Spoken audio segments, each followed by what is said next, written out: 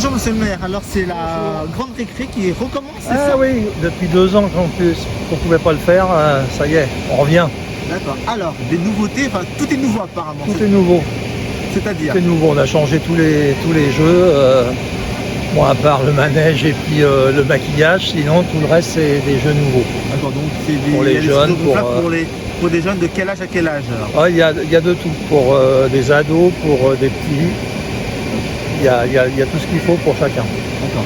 C'est une chose que vous faites depuis combien de temps cette Ça va faire 10 ans. Ça va faire 10 ans, donc c'est la 10e année. 10 ans, mais on a sauté 2 ans bien sûr. Non, donc c'est la 10e fois. Malheureusement. Voilà, donc c'est la 10e année avec un décalage de 2 ans que vous faites ça. Il y a beaucoup de monde d'habitude, hein, tous les ans. Il y a... C'est des jeunes de Saint-Marc ou même qui viennent de l'extérieur? Bah, normalement c'est pour Saint-Marc, mais tout le monde vient. D'accord, ok. Là c'est sur 2 jours, une seule journée, hein, c'est ça? Une seule journée. Oui.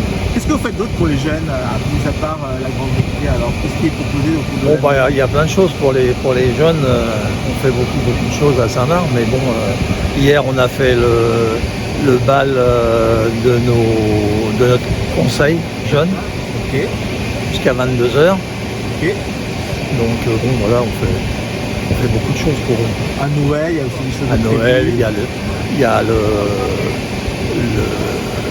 le jour de Noël, enfin la veille de Noël, il y a des spectacles pour les petits, pour les plus grands. Il y a, enfin vraiment, on fait beaucoup de choses pour les. Une politique de jeunes assez importante. À Saint-Marc. Est-ce que vous avez une proportion de jeunes dans la population de Saint-Marc? Une population plutôt jeune? Oui, parce que il y a beaucoup de turnover à Saint-Marc, puisque bon, il y avait des lotissements dans le temps.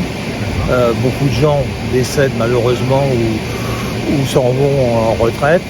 Et tous les gens qui arrivent sont des gens jeunes avec des enfants. D'accord, très bien. Donc automatiquement, ça augmente la population en jeunesse. D'accord, très bien.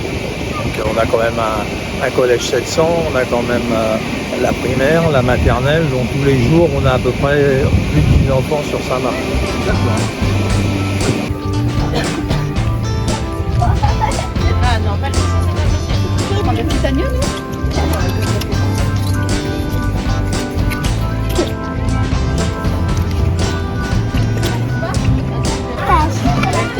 Puis sa bouche. C'est trop mignon. Bonjour. Bonjour. Alors vous êtes de la ferme Tiligolo, c'est ça. C'est quoi? C'est où? Alors c'est une ferme pédagogique itinérante. Oui. Du coup on se déplace dans les fêtes de village, dans les écoles, dans les crèches, les EHPAD. Et puis on installe notre petite ferme et avec les animaux, on fait découvrir les animaux aux citadins. Par exemple, Voilà. vous leur donnez...